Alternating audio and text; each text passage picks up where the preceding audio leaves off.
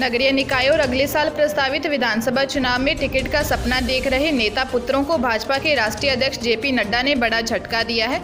अपने भोपाल दौरे पर उन्होंने साफ कर दिया है कि किसी भी नेता पुत्र को टिकट नहीं मिलेगा। केंद्रीय संगठन ने जो पॉलिसी बनाई है उसी हिसाब से टिकट का वितरण होगा। भोपाल में भाजपा प्रदेश कार्यालय में एक सवाल के जवाब में उन्होंने आगे कहा कि संगठन ने तय किया है कि एक व्यक्ति को एक काम देना है। यह केवल विधानसभा चुनाव नहीं बल्कि निकाय चुनाव में भी लागू होगा। नड्डा ने यूपी का उदाहरण देते हुए कहा कि वहां कई सांसदों के बेटे अच्छा काम करने पर दावेदार थे लेकिन उन्हें टिकट नहीं दिया। नेताओं के बेटे फिलहाल संगठन के काम में लगे रहे। नड्डा ने कहा कि हमें परिवारवाद के कंसेप्ट को समझना होगा। सिरोही जिले की पोक्सो कोर्ट ने रोहिड़ा थाना क्षेत्र के भीमाना जोड़ में बकरियां चराने गई नाबालिग से रेप के बाद मर्डर के मामले में आरोपी सुरेश को आजीवन कारावास की सजा सुनाई है।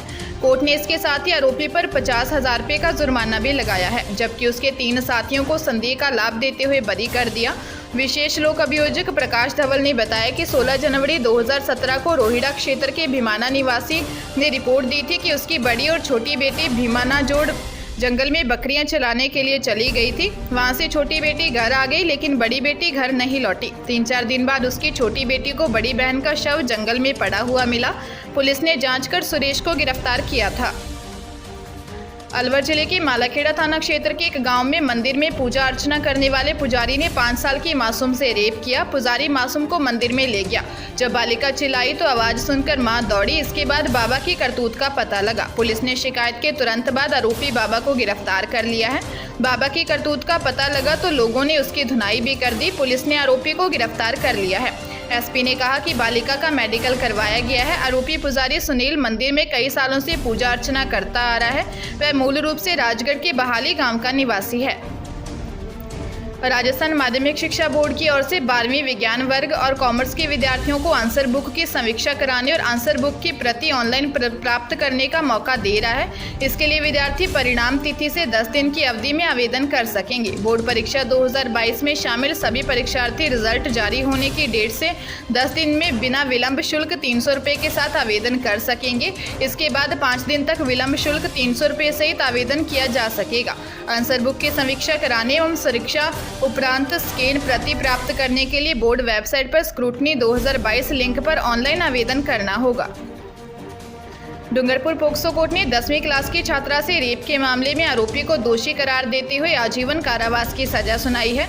कोर्ट ने दोषी पर 2,10,000 रुपये का जुर्माना भी लगाया है। विशेष लोक अभियोजक योगेश जोशी ने बताया कि नाबालिग पीड़िता के पिता ने 28 फरवरी 2020 को कुआं थाने में रेप का मामला दर्ज करवाया था कि नाबालिग पीड़िता 10वीं की छात्रा थी।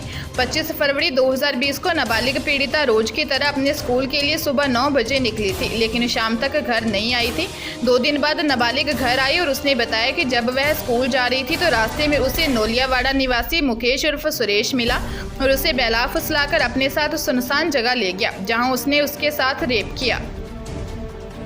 उदयपुर जिले के प्रतापनगर थाना क्षेत्र में 2 युवकों ने एक अपार्टमेंट में घुसकर महिला पर एक के बाद एक 3 फायर कर दिए। फायरिंग की आवाज सुन आसपास के लोग मौके पर पहुंचे तो खून बिखरा हुआ था।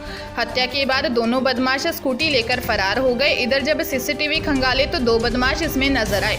पुलिस के अनुसार नेहा कुमारी निवासी औरंगाबाद बिहार जो वर्तमान में सुंदरवास के शिव ज्योति अपार्टमेंट में पति और 9 महीने की बच्ची के साथ रहती है। विवाहिता अपने घर पर अपनी बच्ची के साथ अकेली थी। पति हाथीपोल क्षेत्र में स्थित एक मॉल में स्थित कंपनी में नौकरी पर था। 2 युवक स्कूटी लेकर आए। बदमाशों ने घंटी बजाई तो नेहा बाहर आ गई।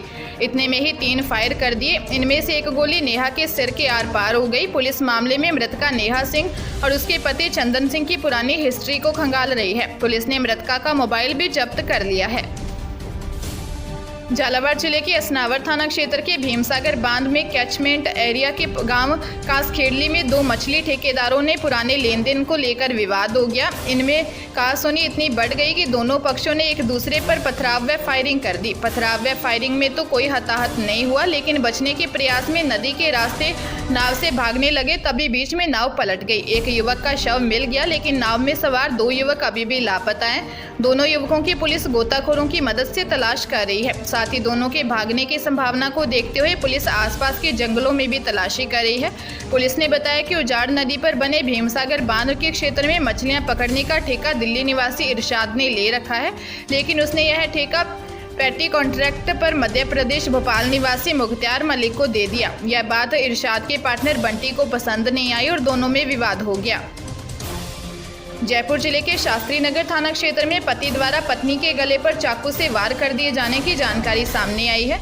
सूचना पर पहुंची पुलिस ने घायल पत्नी को अस्पताल में भर्ती करवाया है। पुलिस ने बताया कि पूजा ने पर्चा बयान दिया कि उसकी शादी 7 साल पहले सतवीर से हुई थी। सतवीर रोज ही शराब पीकर उसके साथ मारपीट करता था, जिसके बाद उसने तलाक की अर्जी लगाई थी। 2 महीने पहले दोनों का तलाक हुआ था। सतवीर 5 वर्षीय बालिका को व्हाट्सएप कॉल पर दादी से बात कराने आया था। इस दौरान पत्नी पूजा भी बेटी के पास बैठ गई। तभी सतवीर ने पत्नी पूजा के गले पर चाकू निकालकर वार कर दिया। आरोपी पति मौके से फरार हो गया। पुलिस पति की तलाश में जुट गई है। कोटा जिले के कुन्हाड़ी थाना क्षेत्र में एक विवाहिता ने सुसाइड कर लिया। मृतका सुलेखा मूल रूप से कलकत्ता की रहने वाली थी। 1 साल पहले ही उसने कोटा निवासी पंकज कुमार से लव मैरिज की थी। दोनों पति पत्नी अपने परिवार के साथ करनी नगर नांता इलाके में रहते थे। उसका पति अपने पिता के साथ मजदूरी के लिए गया था। सास बाजार में सामान लेने गई थी। सुलेखा घर पर अकेली थी। उसने कमरे में पंखे से साड़ी का फंदा लगाकर आत्महत्या कर ली। पुलिस ने शव को मोर्चरी में रखवाया है, जहां पोस्टमार्टम करवाने के बाद शव परिजनों को सौंप दिया। मृतका के ससुर तुलसीराम ने बताया कि उसका बेटा वेटर का काम करने बेंगलुरु गया था। वहां उसकी मुलाकात सुलेखा से हुई थी। दोनों अक्सर छोटी छोटी बात पर झगड़ते रहते थे। पता नहीं था कि सुलेखा सुसाइड कर लेगी। अजमेर जिले के पेसागंज थाना क्षेत्र के पिचोलिया में 22 वर्षीय नवविवाहिता द्वारा संदिग्ध परिस्थितियों में फंदा लगाकर सुसाइड करने का मामला सामने आया है। सूचना पर पहुंची पुलिस ने बताया कि मृतका के पिता की रिपोर्ट पर कार्रवाई शुरू कर दी है। फिलहाल किसी भी पक्ष ने कोई आपत्ति दर्ज नहीं करवाई है। पुलिस ने मृतका का पोस्टमार्टम करवाकर शव ससुराल पक्ष को सौंप दिया। पुलिस ने बताया कि पिचोलिया निवासी शिवकरण जाट की पुत्री पूजा ने आत्महत्या की है। गत 3 मई को ही पूजा की शादी